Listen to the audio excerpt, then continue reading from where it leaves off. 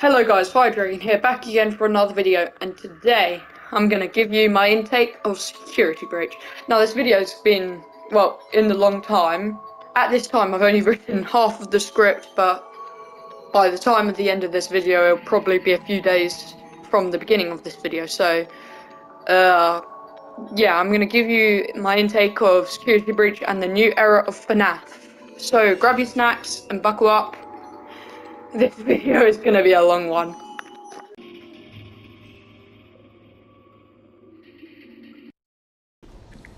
Sirens roared as they desperately tried to get William to the hospital. He didn't want to stay, but he had no choice. The spirit wouldn't let him go. The doctors rushed him into a bed. Now, this part, well, I've kind of I'm telling this kind of in a story format with like some little bits popped in, like talky bits like this. But this is set after the collapse of the Fnaf 6 location, and the vengeful spirit keeps William alive. I think at this point of time, UCN happens, Ultimate Custom Night. In William's coma served as his personal hell. So, yeah, eventually, William escapes his coma and copies his memory onto a CPU before committing suicide. Now, this was in one of the stories. It was just one of the stories from the Mega Pizzaplex. Is it stories of the Mega Pizzaplex or I don't know, or Fazbear Fights? I think it was Fazbear Fights, but I'm gonna stop blabbering on and go on with it. So the purple girl now, yeah, she finds out that she's the only shareholder in, well, the company.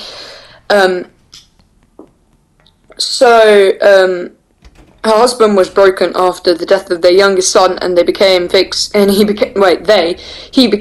his work. He had told them never to enter his office in case of emergency, but she decided that this was an emergency.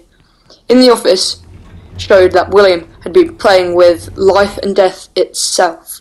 She had everything she needed to reform the family, but first, she needed to clear the name and restart the company, well, to get more remnant and, yeah, to bring them all back. So, at this time, programmers weren't earning much, so she decided to hire a programmer named, well, I don't actually know his name. I think it was Mike, but he represents Scott in the entire gaming, or in the entire timeline in history. So to make light of what happened, then she remade the company into a LLC. The purple girl knew that if she were to make a comeback, it would have to be huge. So she started work, or they started work, because it became a shareholder, because it was an LLC, the Mega Pizzaplex. While construction started, she decided to start reforming the family, starting with William. She insisted that they used old CPUs to spread work up on the new VR game. So the purple girl knew William was a smart man and would back his memory up on a CPU eventually. One would be there. And he could take the beta tester's body. The first attempt, well, let's just say it failed, but the second attempt was perfect. Vanessa was perfect. He could stay in her body forever. So they needed, he could stay in her body forever. So they needed remnant to transfer his conscious into a full body. So they started a delivery service to collect remnant. This is where Fnaf AR happens. So yeah, this is where Fnaf AR happens. They collect remnant, and we're one of the beta testers for it. And it was successful. They got loads of remnant from it. As you could probably tell, one of the I think it was Fazbear Fights as well. One of the stories said they had a portable Monty, which came over. So and one of the child's friends went missing from there. So yeah, this all lines up perfectly. And then Vanessa was transporting Remnant into William, and she started fixing the rest. They decided to start up 2 bases underneath the Pizzaplex in 2 spots. The sewers and the old Freddy's, because they decided to build it on top of the whole old Freddy's to make construction for William easier, even though the construction for the Pizzaplex was harder as the sinkhole in Fnaf Security Breach. It was easier for William, and that's all she cared about at that point. William reforming the family. On the way down to the old location, she saw Freddy and Chica have a ding moment. They were acting different. Did Michael's and Elizabeth's souls transfer into them? She would have to wait and see. Okay. Now, you probably agree with me on the Freddy part with Michael going into Freddy, but you're going to be like, hold on, wait a minute, Chica? So I've done a lot of researching for this, and with the Chica thing, Elizabeth was Daddy's little girl. That's why she's easier to hack. She looks after Freddy when Freddy collapses on the stage. She treats Freddy like a brother. So that's why I think Elizabeth could be Chica, so. The next one was her sweet child that she missed. Gregory. She would have to rebuild from scratch. So she worked day and night rebuilding him in the sewers until she finished. Now, I know this part's controversial. I know all the Gregbot things are controversial. Like, I don't think anyone really agrees with Gregbot. But, yeah, Gregbot in this timeline. So, no one would know. Literally, only unless no one would know. He wouldn't even know he's a robot. And at this time, this is set in kind of like, I haven't done the set when Fnaf Security Breach is set in time, like it could be 2038, but I have no idea with that. But at this time, in this universe, there is the technology. William has researched many years, there is the technology to make a living, growing human robot in this timeline. So, yeah, Gregbot. And finally, for the prologue, we got to talk about the tapes and GGY. I'll just give you a basic summary for this. Gregory goes to school, and in his spare time, he plays arcades in the Mega Pizzaplex, gets top scores on all of them, and then his friend, they have a kind of like a school project where they have to go into mysteries, and his friend researches the mystery of GGY, which is his username when he does this. Gregory goes like, stop, and then GGY's like, oh no, wait, no, his friend is like, no, I'm not going to stop. And then at night, Gregory leads his friend to the Mega Pizzaplex, and this is where Security Breach happens, I think.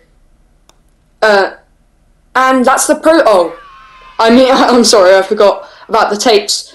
So, Vanessa and an unknown person gets therapy, and that's it for the tapes. That's literally that. I can't see any importance in the tapes, except for William, trying to stop Vanessa from getting her whole conscious, and William's trying to keep everything together. He's trying to keep controlling her body. He wants to keep that, so he just kills all her therapists, because he doesn't want her to start knowing. Yeah, I have no clue what I just said. So now that the prologue's done, we can go on to the secrets of Security Breach, starting with Bonnie.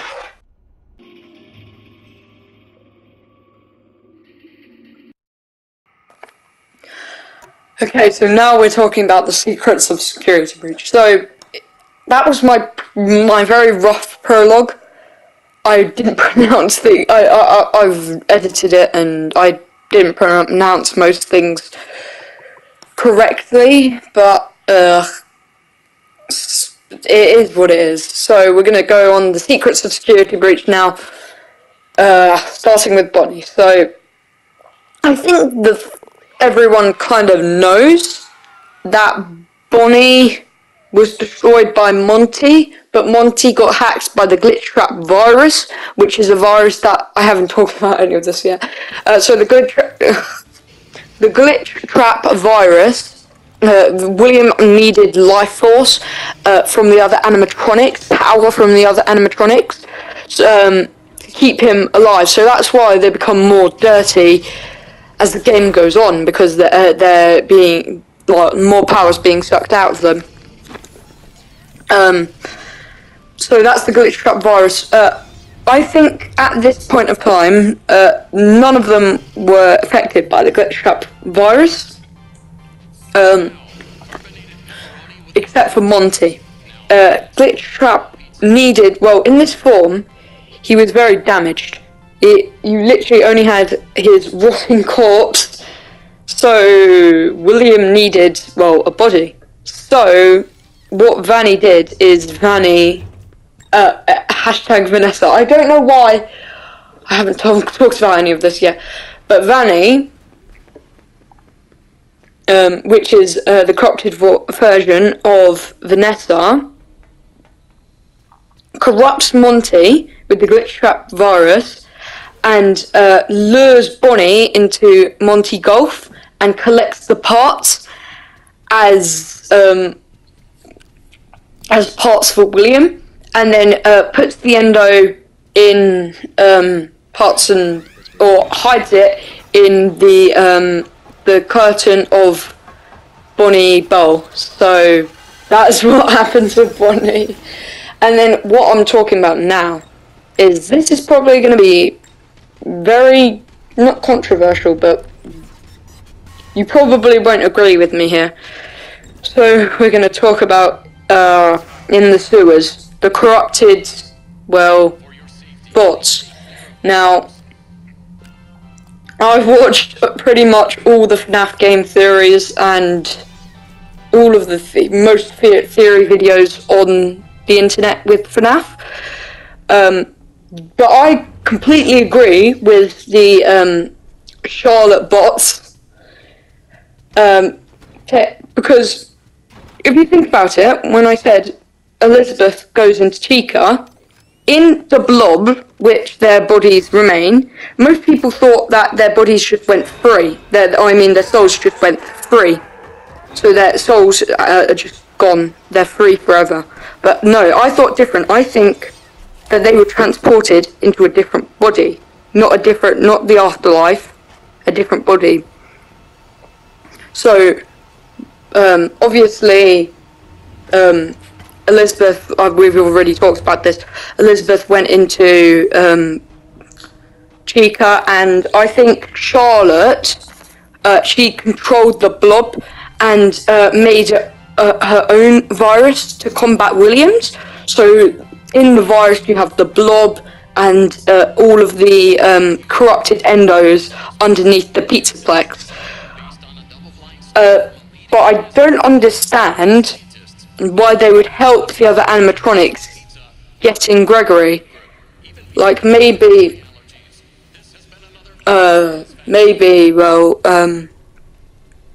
she hates Gregory because Gregory's dad was the person that gave everything away, and then she doesn't know that William is pulling all the strings. I have no idea about why she helps William, because the sirens, I have absolutely no idea why. But now we're going on to a different part. This part's very scuffed because, I haven't got a script. I'm just kind of saying this off the top of my head, off of everything that I know, so yeah. So why does William hunt Gregory in the first place? Is it to return him to him? To return him to the family? But I don't know. Maybe because, well, maybe because, wait, it's gone off my head. Maybe, well, can't. Maybe, I don't think it's because he wants him back as the family. I don't think William knows that Gregory is Gregory. I just think William thinks it's this random child, and he's got all the animatronics with the glitched up virus hunting Gregory to give him more remnant. I think that's the case. But if he knew who Gregory was, then he wouldn't be doing that, because he would realise that it's his son. It's the person he's tried to reassemble these years. So, now we're going to talk about the future of Fnaf.